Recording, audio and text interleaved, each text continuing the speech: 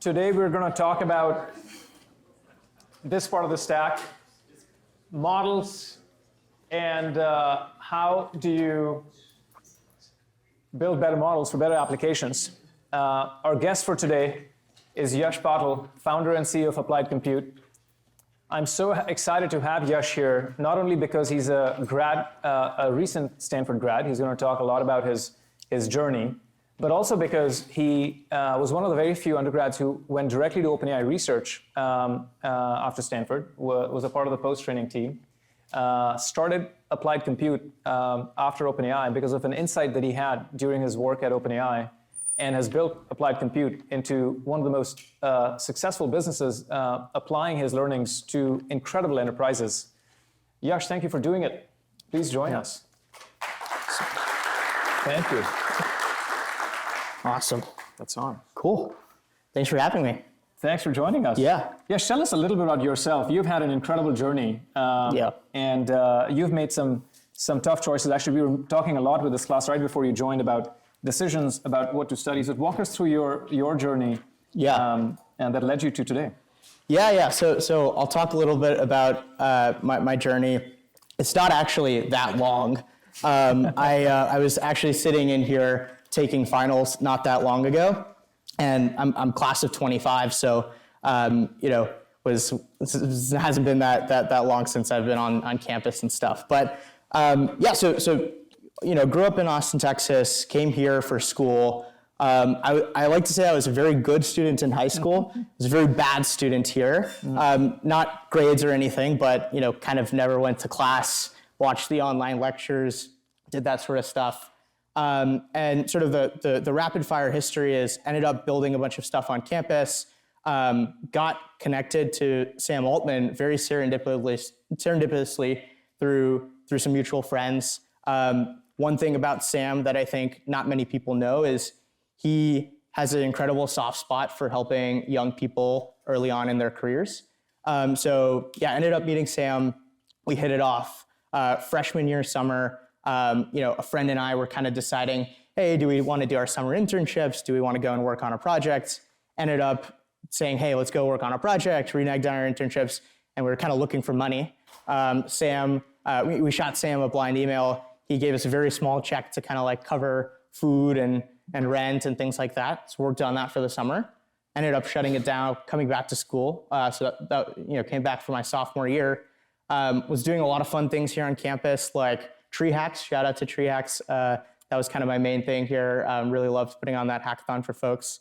But then late 2022 is when ChatGPT came out. And I was kind of just like playing around with it.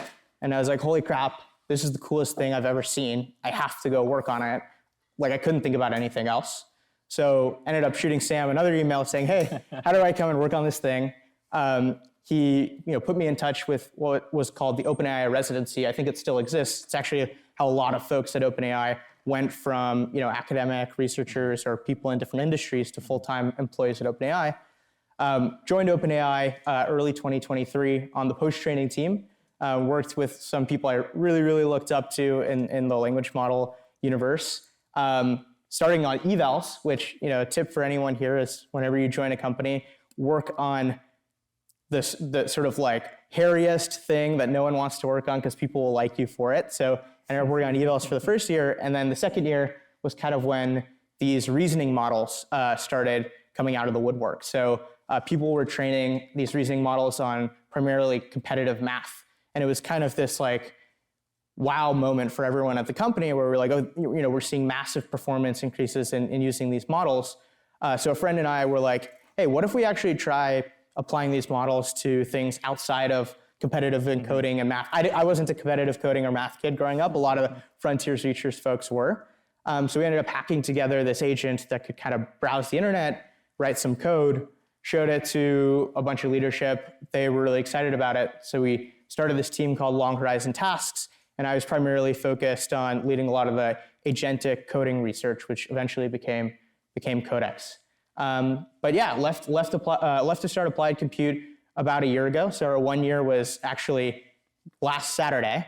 So hasn't been too long, but we sort of saw this gap where these models were getting really, really smart, but when you actually went to go and apply them inside of the enterprise, they're like smart geniuses that know nothing about your business. And inside of enterprise is actually where you have most of the data in the world, right? Like all of these companies have tons and tons of data, proprietary data that they've built up over time. So we're actually helping companies take the same frontier technology that led to these smart reasoning models and create their own specialized models to sort of enhance their business. Amazing. Yeah. What a journey. Yeah, that was a lot of fun. Yeah. I thought we'd start at the models, Yash. So I went to the past century. Things have clearly escalated. And then if you zoom in to this side of it, post-AlexNet, things are moving pretty fast. Yeah. Could you put this in context? What is going on at the model layer? Frame for us, why is the advancement in the last 4 years notable, and what is driving it? Yeah, so... And I got some of your slides if you want to So scroll through them. I thought we'd start with like a bit of history. You mentioned AlexNet. Does anyone here, have you guys heard of deep learning or what that is? Of course. Okay, nice. Deep learning was kind of, AlexNet was kind of the I would say the pivotal moment for deep learning, and it also is kind of the moment that we stopped understanding what any of these models actually do. So essentially, what deep learning is, it's a method, it's a piece of machine learning technology that allows you to learn underlying representations from data, and you basically like train on a bunch of data, push in a bunch of compute, and you get out these really smart models that are made up of millions or billions of parameters. You actually don't know what they do, but they actually are really good at doing tasks like prediction, language model, like next token prediction is what like LLMs do. And the sort of before and after was before AlexNet, people were creating handcrafted features, sort of looking at pieces of underlying data, training very sort of like call it rudimentary classifiers to detect edges, things like that on a lot of vision tasks. And then what AlexNet did is they applied GPUs, a massive data set called ImageNets against neural nets, which led to this sort of breakout moment where you actually proved that, hey, if you scaled compute and data, you were able to see these massive gains in sort of predictive accuracy of these models. The model development has a lot of different aspects to it. Yeah. Maybe give us an overview. I know we're going to go deep into a couple of aspects of it. What does model training, the modern day model training look like? Yeah, so I think this is kind of a snapshot. This is like by no means the most detailed timeline of events of things that have happened, but I wanted to pick out a few pivotal moments in recent years, starting with the transformer. So I'm sure everyone here has heard of the transformer and sort of self-attention. This was sort of the moment where researchers at Google Brain came up with a new architecture that actually allowed scaling language model training. It was way more performant on existing hardware, so could actually run these workloads on GPUs. And compared to previous neural net architectures like recurrent neural nets or LSTMs, they were able to employ this technique called attention, which basically led to way better performance in next token prediction and could scale to these massively long sequences in language. Sort of fast forwarding over the years, 2018 to 2019 was really this era of pre-training. So people were taking these massive corpuses of text, teaching models to sort of predict the next token by optimizing on loss. So basically, you have a model try to predict the next token, you see what the actual next token was in the corpus of text, and then you do back propagation on the model weights to sort of tweak the model so that it's more likely to predict what that ground truth next token was. Then you sort of entered the era of scaling laws. So starting with like the OpenAI scaling laws, which showed, hey, if you actually scale these models up and make them really, really big, you start to get much better performance. So this was like the Kaplan scaling laws, really proved out with GPT-3, which was the first kind of model that seemed to have like some level of general intelligence. So that was kind of a breakthrough moment. And then you continued to compound on this with like the chinchilla scaling laws, which showed, hey, not only do you need to make the model really, really big, there's actually a compute optimal way to scale these models. You both make the parameter size much larger, but you also should train it on much more data. And then once we started to have these models that were sort of generally useful, it became a sort of story of how do we actually make them useful to the normal person? How do we create like these interfaces where it's like a tool that the everyday person can use? And this was kind of the era of reinforcement learning with human feedback, preference tuning, sort of being able to steer these models, because general based models are just doing next token prediction, right? So they hallucinate a ton, they don't actually answer your question, they may say things that are unaligned or not, not up to safety standards. And then GPT-4 was kind of this like, next level step change in the quality of these models. I'll kind of go through these very quickly. I think this is what people are probably most familiar with in the past couple of years, which are the era of reasoning models. Mm-hmm. So, in 2024, OpenAI came out with this model called O1, which was kind of this new axis for scaling model intelligence, which was test time compute.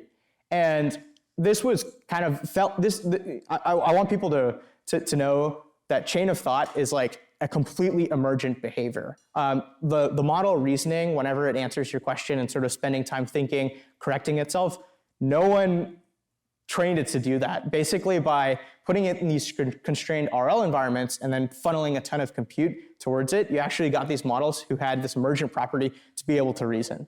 And then combining that with tool use, which a lot of people, if you guys use Claude Code, Codex, Deep Research, you actually started to get these agents that could reason, work for really long periods of time, and sort of become what people are calling today AI coworkers. Fascinating. Do you have a slide? Okay, great. This is perfect. So yeah, we have understood there to be multiple ingredients that go into making a great model: data, compute, talent, algorithms, maybe other things that I haven't listed. Yeah. What is the bottleneck today? What has been the bottleneck in the past, and what do you suspect will the bottleneck be in X years from now? Maybe a tour of history and then a prediction for the future. Yeah, so I mean, kind of running through what we just talked about. The bottlenecks kind of went from having the compute to train these models to the correct architecture to actually being able to scale to the pre-training levels of data that we need, like the training on the entire internet, being able to make these models usable by preference tuning them, and then today what the bottleneck is I'm sure people have heard of like RL environments, which is actually how these very recent families of models have gotten so good at reasoning and sort of intelligent thinking. I think what the bottleneck is for the future is it's basically this idea of continual learning, which I know we're going to talk about a bit later. But so far, we've kind of gotten more and more data efficient methods of training. So pre-training, not super data efficient, like you have to train on the whole internet to get the base model. No one, people here, to learn something, you don't need to go and like sort of like read internet scale data. So that was super data efficient. Then we started to kind of go to these methods in post-training, which were a little bit more data efficient, the most data efficient today being like RL environments. But the thing that is kind of the holy grail, and I think what people think of when they think of ASI or AGI, is like, how can a model go and do something once and learn from an extremely sparse reward? So, just like, you guys, if you're, you go and burn your hands on the stove, it's, you just need to do that once. And then the stove is hot and not to put your hand on the stove. These models today are not really like that. So I think like this idea of continual learning and being able to be extremely data efficient with like in real world interactions, that's the next bottleneck. Gotcha. Yeah. Super helpful. Well, when you burn your hand, it's also very loud feedback. Yeah, exactly. so hopefully continual learning is giving us loud feedback. Yeah. And the other big question, maybe not on the slide, is why have all the labs converged at focusing on software engineering? Why have they focused on code as the first frontier? I'm sure there'll be other frontiers like life sciences or cybersecurity or others that I don't know about.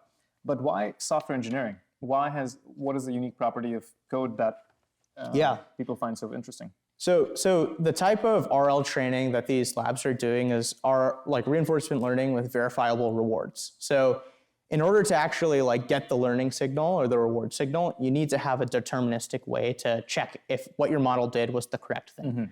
code and math are really, really good for this, because what can you do? You can compile the code, you can run unit tests against it, you can actually check to see if the code is doing the right thing. So, that is one reason why code has been super valuable. The other is like, it's really easy to make a lot of synthetic data on this. Right, scale of data. Yeah. The scale of data, the prior is really good. There's a ton of code tokens on the internet. And then I think the other thing is just like, a lot of researchers, me included, think coding models are kind of like AGI complete, in the sense that every task, when you kind of boil it down, is a coding task, right? Like, so that's why you see Claude and a lot of these other models writing code to do, instead of doing like tool calls or things that are more specific to the task. They're actually just like using code as a general language to interact with the real world. One of the questions we were discussing right before you came is, how do we get good at jobs with AI that are not code or code adjacent? I'll give you an example. Making slides, like this one, by the way, completely generated with Cloud Cowork, with the initial set of conversation that we had. Yeah. What is the relationship between code and slide generation that would make these models good at generating slides because they got good at code? So did you make these slides with Cloud Code? I did all of the formatting. Oh, great. Okay, yeah. So basically, I've also made slides with Cloud Code, and basically, it's able to make this table. It's able to set the formatting on the title. It's able to put that random blue line there. Exactly. Right. But what you can do is you can combine the outputs of this model with other auxiliary rewards to sort of tell it how good the code was that it wrote. So here, this is like extremely functional, but if we wanted to really optimize for aesthetics, we could combine not only the code execution and actually being able to make the slides and they're structurally relevant, but also some sort of reward model that can look at the output of the slides, and it's been trained on human preferences of what aesthetically pleasing slides look like and what ugly slides look like. And you can combine those rewards and jointly optimize for both writing the functional slides and then also making them look pretty. Right. Yeah. Right. Well, this is a great segue into talking about your work. Tell us a little bit about pre-training, post-training. What do those words mean? Yeah. And I know you are the world's best expert on one of those, so we'll dig into that. That's very flattering. But yeah, I mean, sort of in language modeling, I think the two big buckets to talk about are pre-training and post-training. Pre-training is sort of this massive training effort where you take internet scale data, trillions and trillions of tokens, you throw a ton of compute at it through this architecture, the transformer, and you train a neural net to get really good at sort of learning patterns in language. And the thing that falls out of this is some form of intelligence. So essentially what pre-training is this idea of compression, where you're able to actually take all of human knowledge, i.e. the internet, and put it into a set of weights that actually understands the patterns in language, how to think about things, whatnot.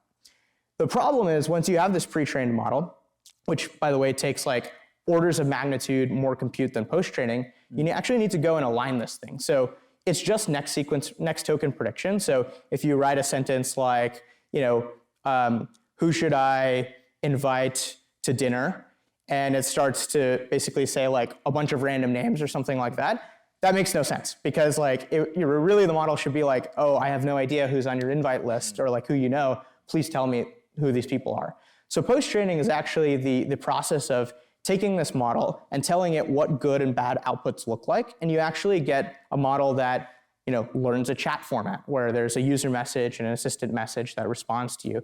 You learn safety guidelines. So if a sort of user asks, how do I make like a weapon or a bomb or something like that, you can actually tell the model, hey, don't tell these people how to go and make these harmful weapons.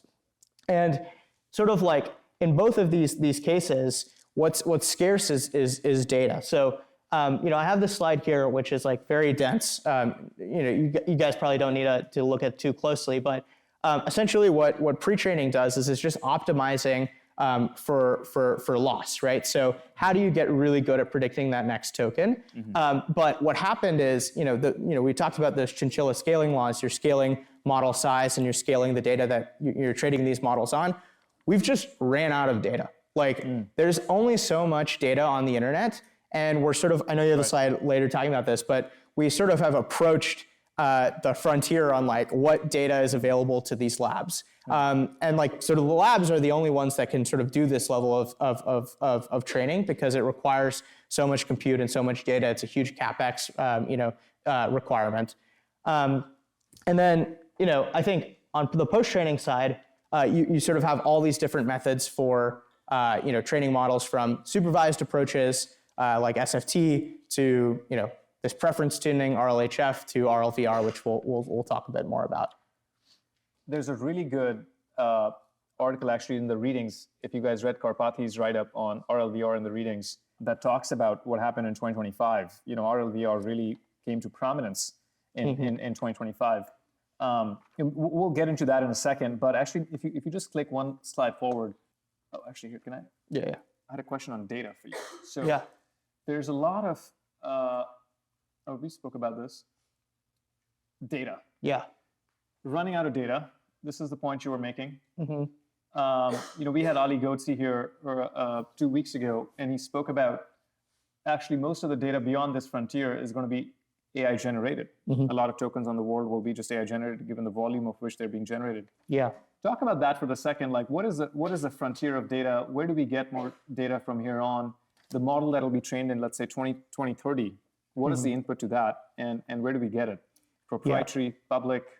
Yeah. So I think there's multiple layers to this question. The first is, and there's a whole economy. Sorry to interrupt you. There's a whole economy of these companies whose full-time job, like Scale and Mercor and others, is to maybe touch on that as well. Yeah, exactly. Yeah. So this, I think, is a visualization of pre-training data, which is really just about like scale. You have people who are starting to like buy old libraries with ancient books in them, going and scanning these books to get more tokens. You have a lot of investment in synthetic generation. So how can you take primary source documents and sort of explode them to multiple, orders of magnitude more tokens, and see if you can learn more from that.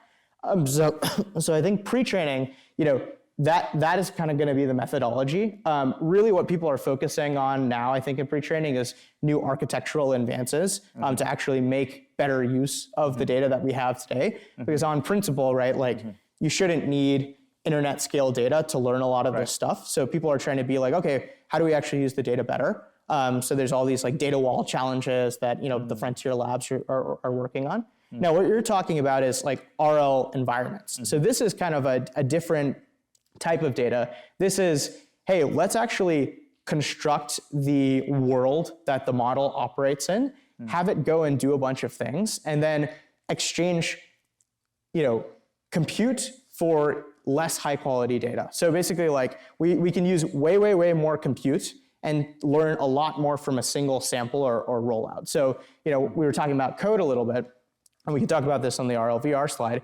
When you make a code environment, it's not like pre-training where you're going and, training on a code base and sort of just learning all the tokens in the code base. You're saying, hey, I want you to go and implement this feature. You actually have the model try it hundreds or thousands of times. You have a way of checking if the model actually did the correct thing, right? So that's that verifiable reward. And you get this distribution of rewards because sometimes the model will go and do it correctly, sometimes it will do it wrong. And you're actually able to learn way more from that type of training than you are from pre-training alone, such as next token prediction. Fascinating. Yeah. And maybe the same question for evals. Yeah. I think you had something on evals, but like talk about evals. Why are evals important? Why do labs guard their evals? There's a lot of chatter about this being the most the most protected asset. Tell us all about it. And as you referenced this being the hairy job to be done. Why is that the case? So I think as we start to train these models on essentially reward functions, what becomes sort of the most important thing is actually knowing what good and bad look like. So evals are a way of benchmarking your model and sort of, given a certain task, understanding how the model acts. The reason why, evals are so important to the labs is because evals set the roadmap. So if we want to go and train a really, really good code model, basically SWE-bench, I think, was kind of the eval that sort of started the whole, code model race. And that was because people had something that they could sort of optimize towards in terms of like, what does useful coding look like? Now, 3Bench, I think, is a very flawed eval, and there's been a lot of new evals that have come out since that are much better. But that's kind of the whole point, is like, whatever hill you want to climb, you first define it with an eval, then RL is kind of this like eval maxing machine. So you go and create a training pipeline that looks very much like your eval. Obviously different data, because you don't want to overfit directly to those eval data points. And then you just climb that hill, and then it's on to the next eval. So this is also particularly important when it comes to enterprises. Enterprises internally have their own idea of what good and bad looks like, right? Good and bad is not the same across like a JP Morgan and a Goldman Sachs, right? Like they have different standards, they have different ways of operating, so they will have their own evals. And you sort of get this like tiered effect where there's these evals that the model labs optimize towards, and then there's these evals that the enterprises optimize towards. And we're actually that layer, that specialization layer, applied compute, to sort of help enterprises optimize to their specific evals. Fascinating. Yeah. Good segue into applied compute. Yeah. So what led you to start applied compute? Why better to do it as an independent business than inside of OpenAI, where you were before applied compute? And what do you guys do? Yeah, so like I mentioned, we started applied compute a little bit over a year ago, and it was I started with my co-founders Rhythm and Lyndon, who are actually both students here at Stanford. We were also all at OpenAI together.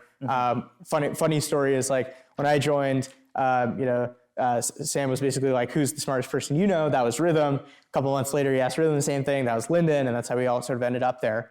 But we really started applied compute based on this core idea that the future is very specific to enterprises, where you'll have these general models, which are workhorse models, but actually going and specializing them towards individual enterprises' needs is actually going to be how people differentiate. So general models sort of set the floor, but in order to set the ceiling, you need to go and build trained models, create these specialized systems in order to differentiate yourself from all your competitors. So an example here is, DoorDash is a customer of ours. I'm sure a ton of people order it all the time. I'm very guilty of ordering it like way more than I should, but it's all a part of the RL environment, right? I know, exactly. We were just testing the product, but so one of the sort of tasks that we worked on DoorDash with, and I'm picking this one because it's very practical. It kind of shows what we do. DoorDash onboards like 100,000 plus merchants every year to their platform, and when these merchants come to the platform, they basically supply a bunch of unstructured information about their business, including menus. And menu extraction, actually being able to go from images like this to a DoorDash storefront is actually a really, really hard task, because I see, digitizing that. Exactly. DoorDash has this very specific style guide for how modifiers are supposed to be attached on top of items, what you can mix and match, what's an add-on versus like a special ingredient, things like that. And when we tried using the general models on this, they just weren't able to sort of like do that task.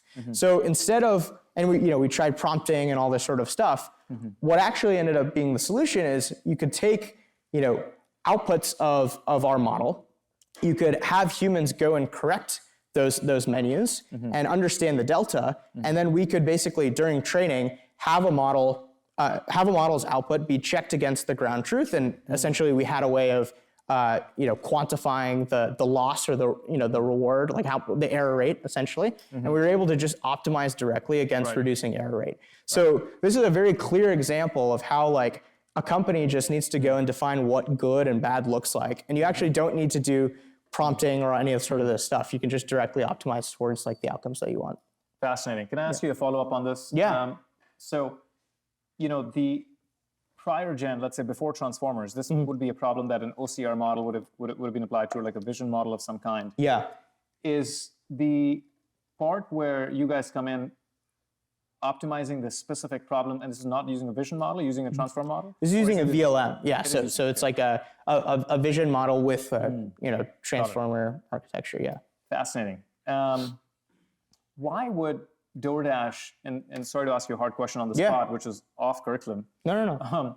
why would you guys specialize an existing model when maybe there's a chance that, I'm making it up, GPT-17 might be out of the box much better? Yeah. Are you incentivized to just wait for the next series of models, or should you work with applied compute to No. It's branch out? It's a great question. I'm glad you asked me. I think like what people often don't realize is that enterprises care about being at the frontier at any point in time. So GPT-17 is going to be quite a long time from here. I think by the time we have ASI, or this model that kind of controls everything, which actually I don't believe that's going to happen. I think the world is just a very fragmented place, and if you just look at where the data is, it's kind of dispersed. But yeah, the time to value is just the ROI on being able to train your own models today with way less compute. Like RL has become very, very data efficient. You need to use an order of magnitude less compute than pre-training or these other types of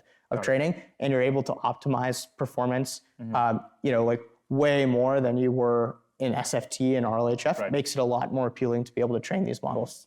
Like the order of magnitude investment that goes into post-training, pre-training versus post-training, can you give us an estimate for that? So let's say it was $100 budget for training. How much of that would be pre-training? How much of that would be post-training? Yeah. So I think I looked it up on the way here. DeepSeek V3 was trained on about like 2.5 million H800 hours. The RL training, so the training that led to DeepSeek R1 was trained on like about 150K. So comes out to about 5% of the training compute that's needed for pre-training.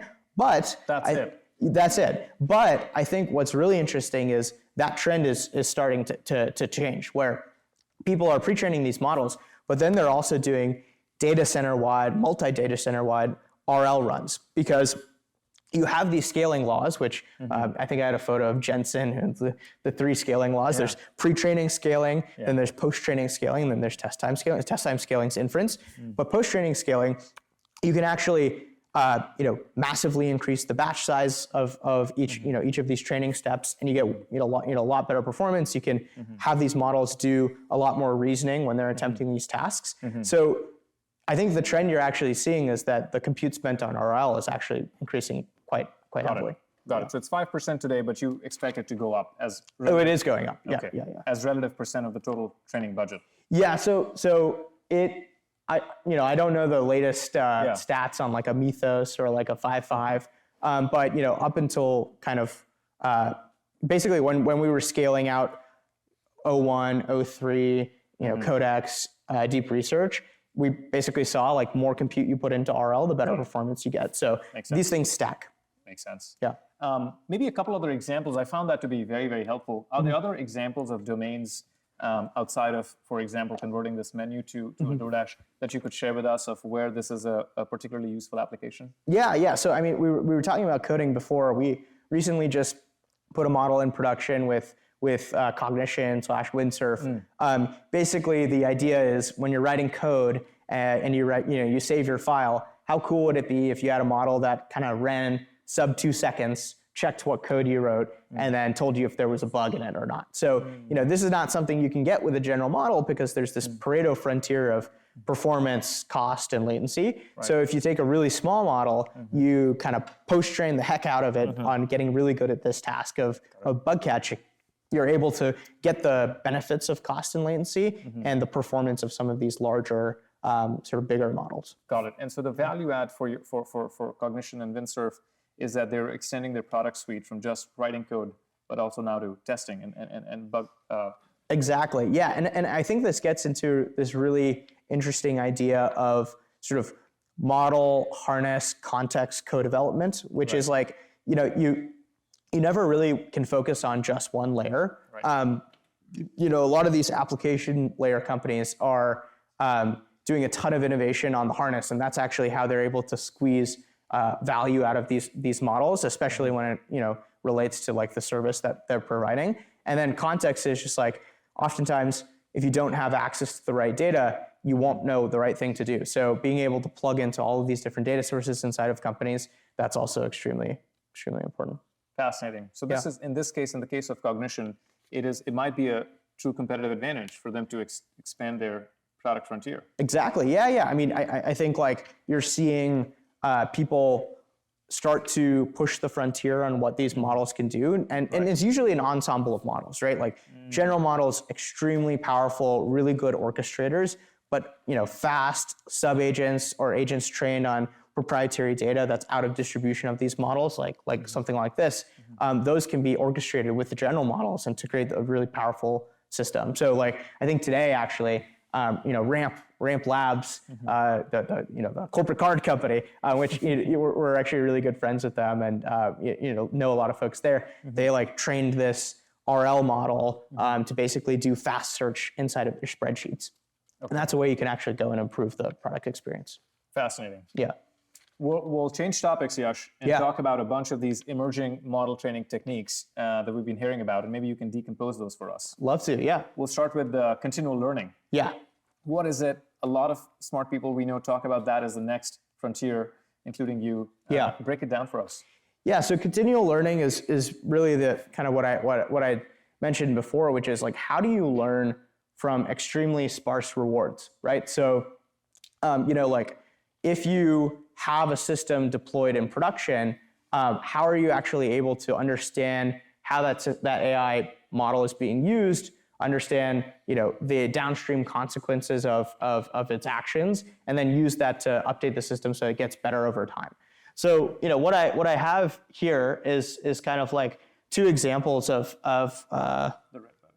two examples of what I think like this is starting to look like. And to be clear, I think this is going to be a very gradual thing. So a lot of continual learning is blocked on just having access to the right data. So when you go and deploy an agent in production, like, are you putting it in front of the right people to get feedback? Are you actually deeply understanding all of the context necessary to know what good and bad looks like? That's like just a data access problem. So I think this is going to look like kind of a slow, gradual rollout rather than like, oh, there's some like, extremely valuable insight that someone comes up with. But a couple of examples of how you're seeing this today is, Cursor, they have this model called Composer, which is essentially their own coding model trained on their coding data on top of an open source model. And what they did was really cool.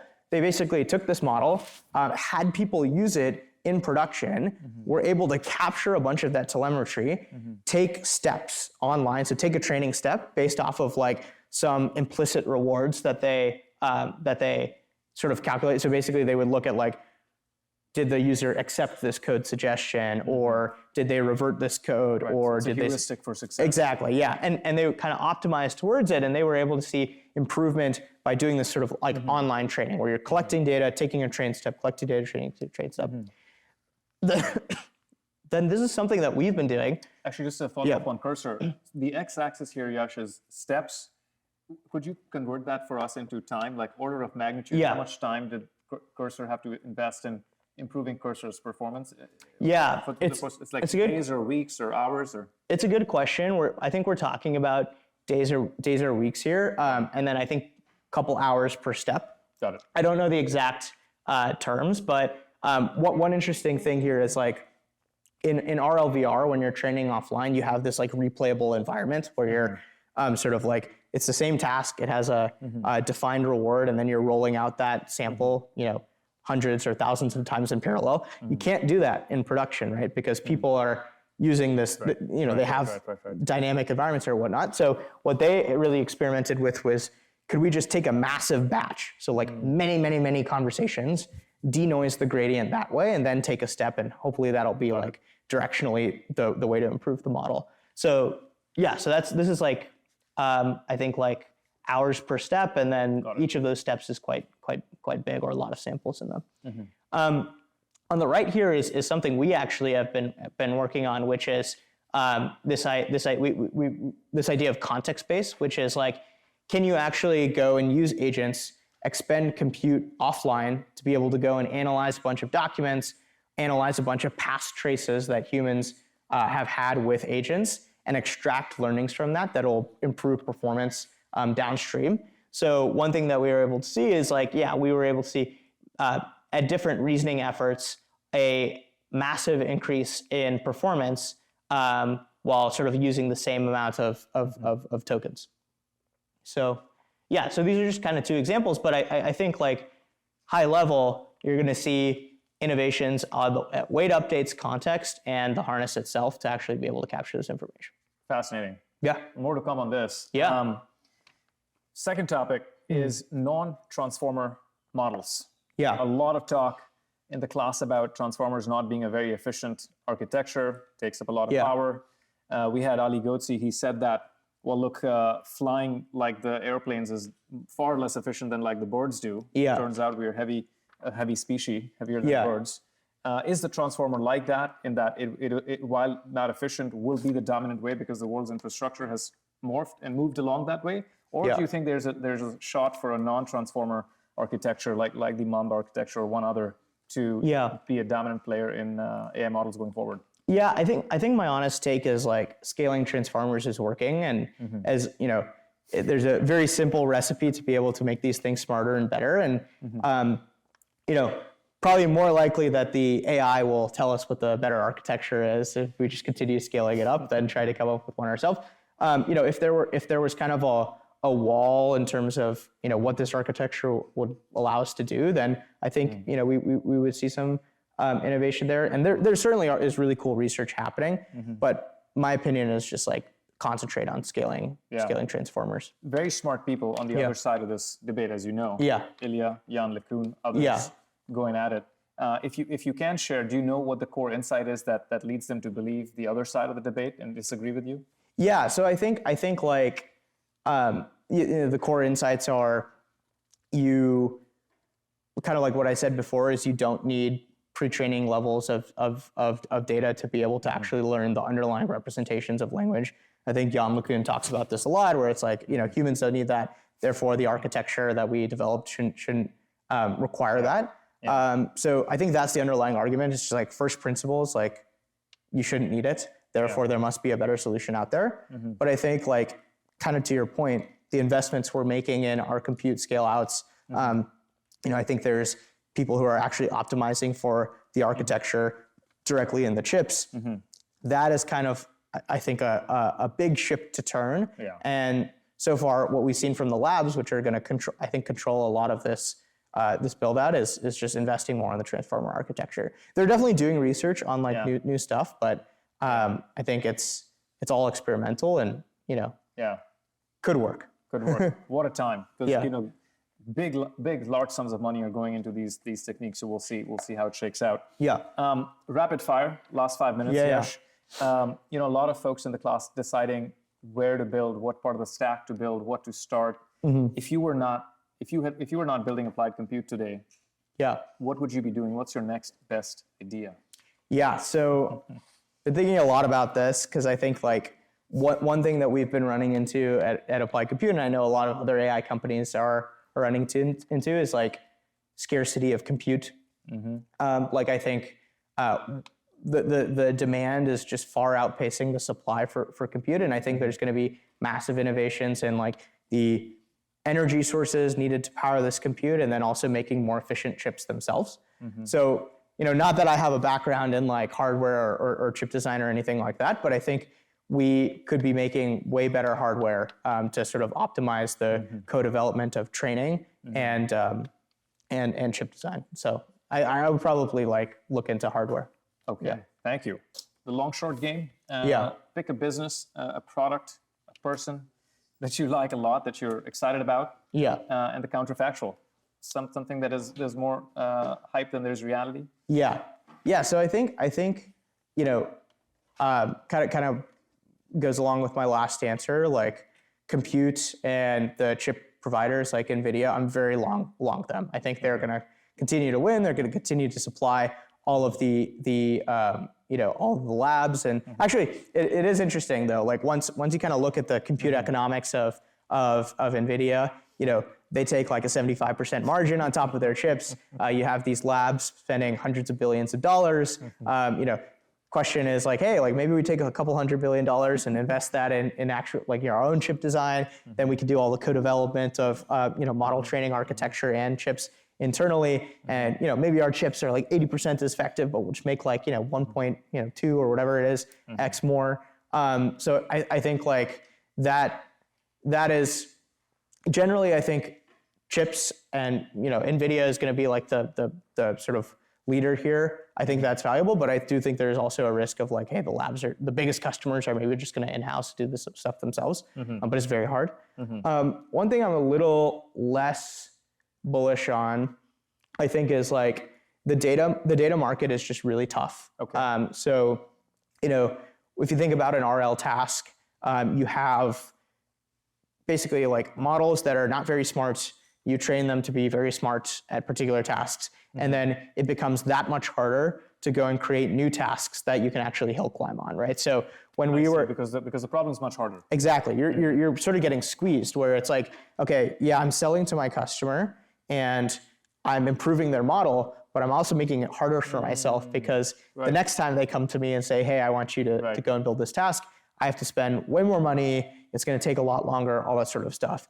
And then I also think the models are just getting really, really good. So I think you're starting to see a lot of synthetic data generation because if you think about an RL task, a lot of times what it is exploiting some sort of generator verifier gap where like for code, right? You hold out the unit tests, you have the model attempt the task, and then you run the tests against the model's output. That's not something that you really need a human to do. The smarter your models get, the better pipelines you can build around synthetic data. So I'm not like I think data has been a thing that people have been like, oh, it's going to die every couple of years, and it hasn't. But I do think it's going to change, and the best founders in the data market kind of are just really good at pivoting and sort of like, what's the next wave? Robotics data, egocentric data, like put on a GoPro and like collect a bunch of this stuff. So I think like RL environments today is going to be tough, but it'll get, they'll go on to the next wave of things. Awesome. Final question. Your favorite AI product or favorite AI modality? Yeah.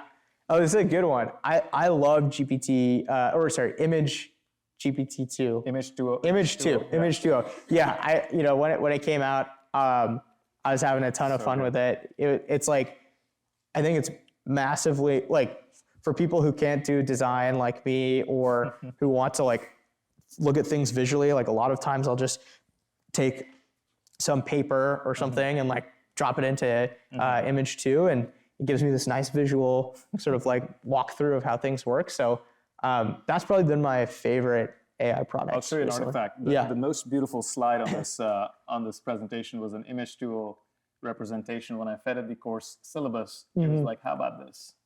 This one. Oh, wow. And the signature, for those of you can tell, is this one right here. That's the Images Duo watermark. Oh, really? Oh, interesting. Anyway, awesome. Well, thank you so much for being here. No, thank you. We'll continue this conversation and see how these bets play out. Let's do it. Awesome. Thanks for having me.